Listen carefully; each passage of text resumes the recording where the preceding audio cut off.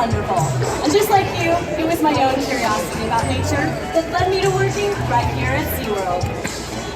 We receive so many questions about killer whales each and every day, from kids and grown-ups of all ages. So we've gathered those questions and put them all together right here in the Killer Whales Up Close book to share with you today. And we've connected the book so that you can see everything on the big screen. So if you're ready to get started, it is my privilege to introduce you to our killer whale trainer. Thanks very much, Marina. How's everybody doing today? You guys ready to meet some killer whales? Great. We've got a very great surprise for you. We have our matriarch of our pod. She is in her late 30s. Her name is Kasaka. She is being joined by her two sons, Nakai and Makani. Saying hello to all of you. Let's give it up for Kasaka, Nakai, and Makani.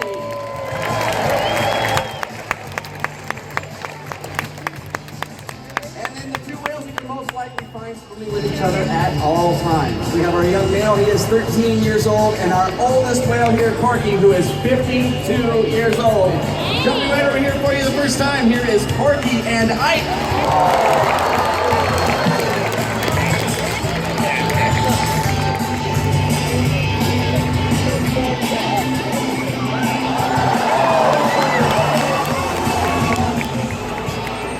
Sharon's Dam is home to 11 killer whales. Our youngest is 18 months old. Her name is Amaya, all the way up to Corky, who is 52 years old. Yeah. Now you can see just how different each whale is, but did you know that there are even bigger differences in the wild? Would you be surprised if I told you that there are actually different kinds of killer whales? Scientists refer to them as ecotypes. They live in different habitats, they have different body types, and they even pursue different kinds of food. But even though killer whale ecotypes are all different, they are still considered members of just one species, Orcinus orca. One of the questions that we get asked all the time is, how big does a killer whale grow to be? Well, it depends on which ecotype you're talking about. It could be a 16-foot female in Iceland, or a 30-foot male in Antarctica. Let's take a closer look. The remarkable thing about killer whales, no matter which type, is that they are found throughout our global ocean, from the Arctic to the Antarctic, and literally everywhere in between. They are found in so many different habitats and depend on such a variety of marine life for survival that killer whales are more intertwined with the fate of our ocean than any other marine animal. Truly, these awesome animals are the living symbol of our ocean, representing so much more than our human species. Ladies and gentlemen, let's hear it again for the killer whales!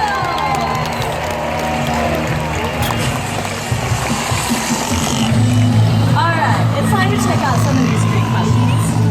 Oh, here we go. So many of you wonder about our trainers. In fact, raise your hand if any of you have ever wanted to be an animal trainer. Wow, that's a lot. Then you should meet the dedicated men and women who interact with our family of whales here every day. All right, up here on the main stage, all the way over to your left, we have Autumn, Emily, Brittany's keeping an eye on everything in the back. Once again, I'm Mike. This is also Mike and Carly. These professionals are so passionate about what they do here every single day. And that makes me think of another one of these questions. Do the trainers talk to the whales? I'll let you answer that one, Mike.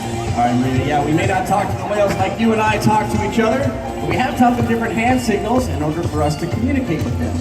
This ongoing communication helps us build strong relationships with the whales, and we use those relationships to develop strong research. Here at SeaWorld, we have a unique opportunity to conduct research about killer whales, asking important questions that can only be answered in a setting like this. So much of what we've learned here is being used to help killer whales in the wild. Of course, there are other questions that can only be explored by studying whales in the ocean. By exploring questions both at SeaWorld and in the wild, our combined research gives all of us a better understanding of killer whales and the places they live. And that's what I call working together. Research flowing in both directions, from our park to the wild and back again. This way, everyone benefits. All right, it's time for another question. Oh, perfect. This individual wonders, why do whales jump? Well, I just happen to have that emoji. Look!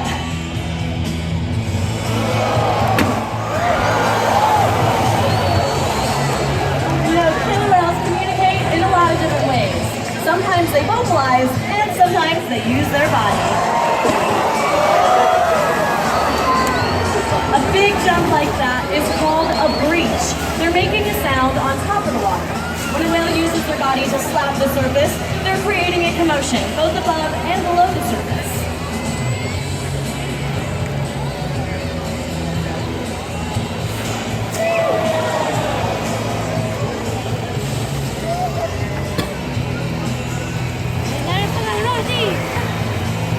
Now this could be to show a little excitement, to display a little power, or to just get the attention of other whales.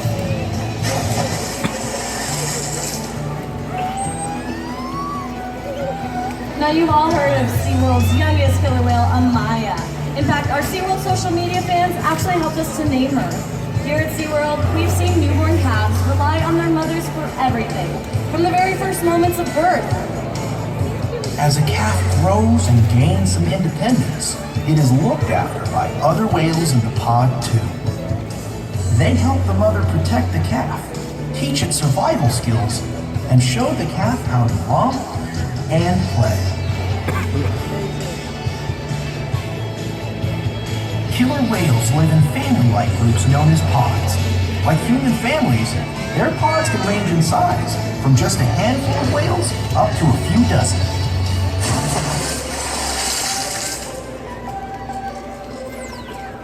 Wow, that's a lot of questions. But believe it or not, we get them here every day.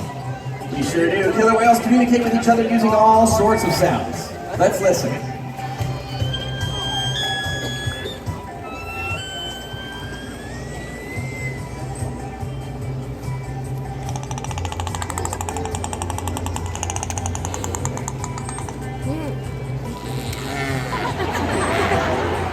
Each whale, each pod has their own dialect, their own unique set of calls. But don't forget, they also use body language.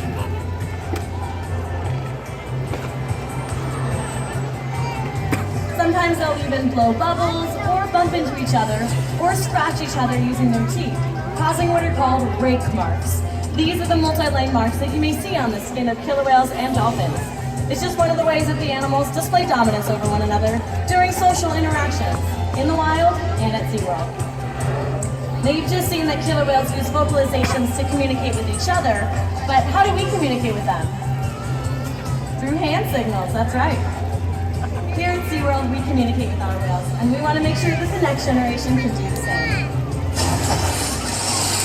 All right, now this is my favorite part of the show. This is where we get two very lucky folks to come on down and help us with the whales. Over to my right, we have Josh. Hey, Josh, give everybody a big wave. There you go. And Vivian over here to the left-hand side. Vivian's going to be interacting with Corky and Ikaika, and Josh is going to be interacting with Makani. So it looks like we've got a big peck wave right over here. You guys can see those pectoral flippers on Makani. Very nice. Oh, and it looks like Ikaika and Corky are about to do the same over here with Vivian. You guys can see the difference in size of those pectoral flippers.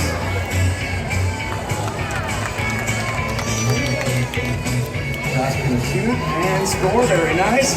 All right, now Vivian, what you got over here? All right, she's gonna turn her entire body in a circle. Let's see if Corky and Ikaika want to dance with her. Looks like they've got it. Very nice. Dancing with the killer whales. Oh, and Josh is getting the shower over there. Johnny is very playful. All right, we've got one final behavior here for you guys. Josh is gonna swoop that hand down. And, uh-oh, look out. Here comes, oh, it's just a wait. Okay, good. Very nice. It looks like we have the same thing right over here with Corky and Ikaika with those big tail flukes.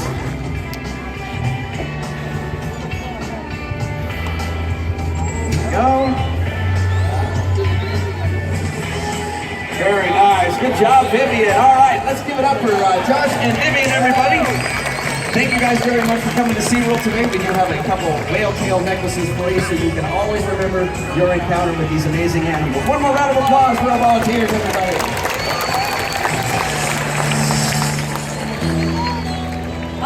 Here's another great question.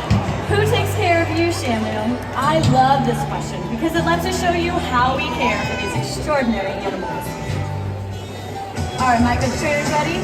We're ready, Marina. All right, you guys are about to see the most important training we do here at SeaWorld called husbandry. This is where the whales actually participate in their own healthcare. So you're going to see right up there on stage with Emily. Emily has asked Nakai to roll over and present his tail flukes. Now there's a very thick blood vein that flows through there, and our veterinarians can actually draw blood from the whales. This is going to determine their health and get a better picture of their overall health. Now the slide-out behavior that you guys see in our shows, and you're about to in about 3 seconds, not only is amazing for you photographers out there, but this actually does serve a greater purpose. We have a giant scale in the back, and this actually allows us to weigh the whales weekly to make sure that they are growing properly.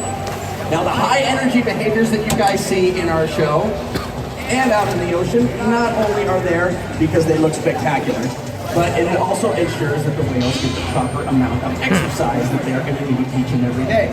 So it looks like Nakai is being sent right over here, over to the left-hand side of the stadium, and this is just one example of one of their high energy behaviors. Great job, Nakai.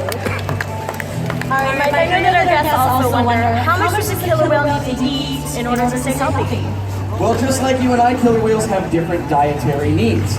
Maya, she's our 18-month-old. She's only eating about 35 pounds of fish right now because she's still nursing from her mother.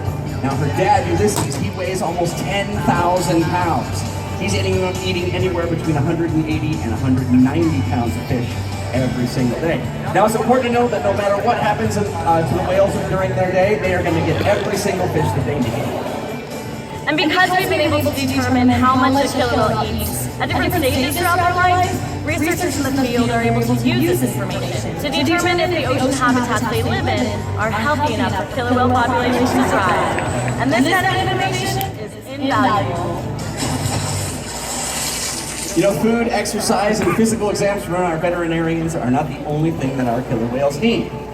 Their well-being is so important to us that we want to make sure that their brains are stimulated as well. So if you take a look up at the big screen, we've got a couple examples of the whales playing with environmental enrichment devices. Now that is just a trainer code for toys. We have a giant toy box in the back. We can put lots of different toys in the water that sink and float. The whales can drag around the pool. Emily's up there brushing Nakai down with a soft brush. They have very soft skin, just like you and I, so that feels real good. It's a nice little back scratch. Mike is doing the same up there with Pisaka. Now we can give them lots of different secondary reinforcements as well. You may have seen some of the trainers giving the whales ice cubes. We can give them non-flavored, non-sugared gelatin. Sometimes we can get kelp right from the ocean, right here from Mission Bay, and they will drag that along the pool as well. However, through all of these fun and enriching toys, we find that definitely the most enrichment and stimulation comes from other whales and our team of experienced trainers. All right, how about a question for all the kids out there? They want to know, who would win if a killer whale squared off with a great white shark? How many of you think the great white shark would win? Okay, how many of you think the killer whale would win? That's right, the killer whale. You see, a great white shark hunts alone, while a killer whale hunts in a pod, so it's not even a competition. In fact, killer whales have even been known to hunt a blue whale. Do you know how big a blue whale is? At over 80 feet, it is the largest animal to have ever existed on the planet. But killer whales hunt these huge animals because they coordinate, collaborate, and cooperate. They work together as a team to overcome challenges much bigger than themselves. And you know that we can overcome the challenges that our ocean faces if we work together like they do. If we work like killer whales, we can change the state of our ocean and even our entire world. That's my cue. Alright, here's some more questions. These are the common ones that always come in. So here we go. First one, why do some dorsal fins curve? This is a great question.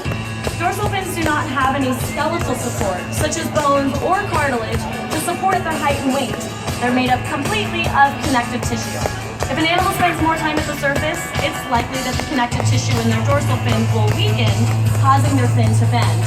We occasionally see curved dorsal fins in the wild, as in the pictures, and here at SeaWorld.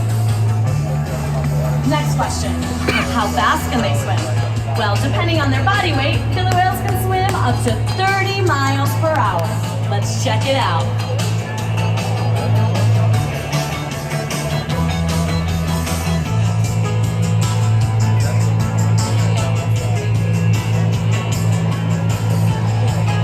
There he goes.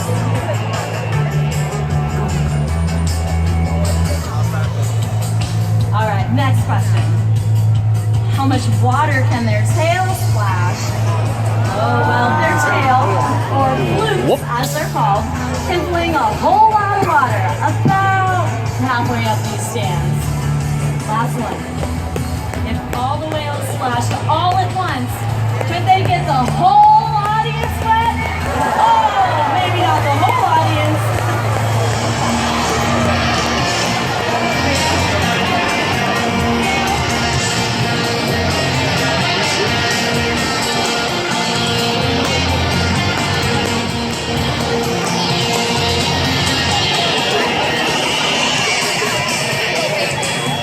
Come on, Connie.